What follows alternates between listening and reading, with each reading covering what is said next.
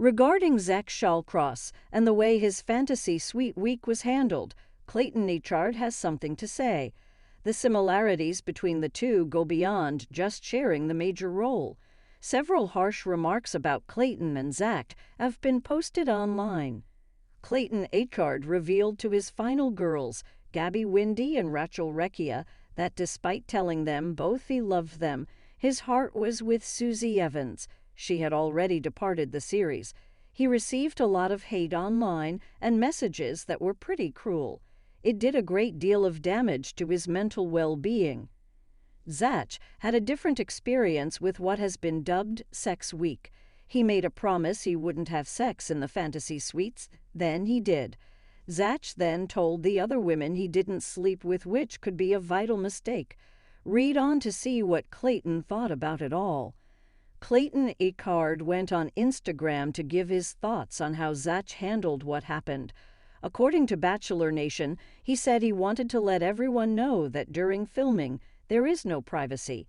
He commented to the fans, saying Zach should have kept that he was intimate with Gabrielle Nikki to himself. Short of the time in the fantasy suites together, he says there is not a moment of privacy, so things do ultimately come out. Clayton said he'd heard some people saying Zach should have waited until the show was over. Echard noted there is a risk in withholding that information. When you're happy and engaged at the end of the show, then you have to share that secret. It's sometimes better to be truthful as soon as you can. Clayton Echard said there are two separate scenarios that can come from telling someone after the show is over. One side of that would be them being thankful they didn't learn the information in front of the world.